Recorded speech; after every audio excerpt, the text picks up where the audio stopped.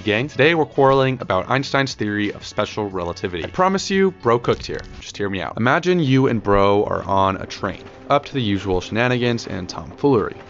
Y'all are cruising, a solid hundo MPH. You look at some NPC outside who quickly yeets out of sight. Then you look at bro, who is with you on the train. You and bro see each other as stationary.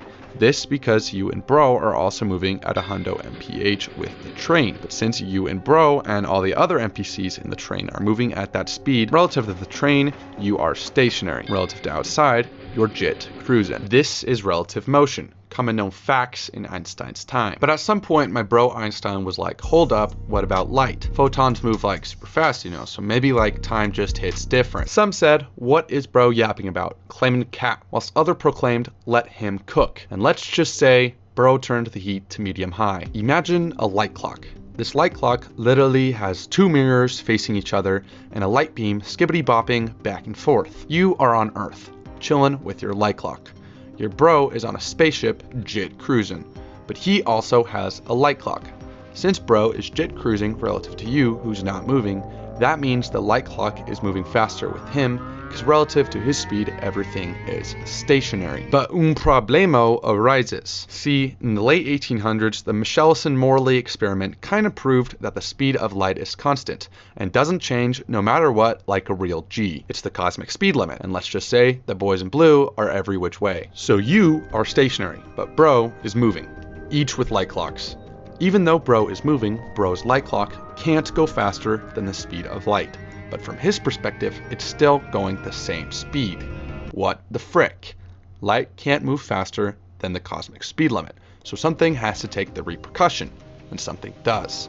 See, in order for bro's clock to move on time, time itself needs to slow down to make up for it, so you don't exceed the speed limit. As you travel faster and faster, time literally slows down, period. But there's even more out-of-pocket stuff. Since time jit stretches and contracts depending with speed, time, like space, deserved its own dimension.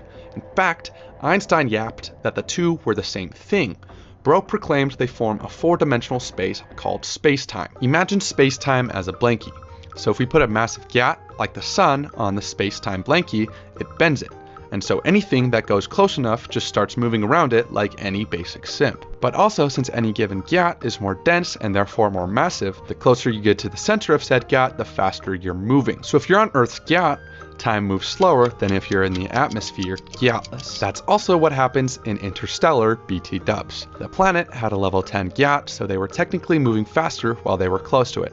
So they experienced time slower. Jit crazy, no? Let me give you one more vibe check with that photon clock from earlier. This should tie it all together. Say the photon clock takes 1 second each hit. Say your bro is on a spaceship again, floating above the Earth's gat, and you are on a small hill above the Earth's surface. Both you and your bro see some guy falling from space with a photon clock. Because guy is moving, compared to you and bro, bro's clock is moving in triangle sorts.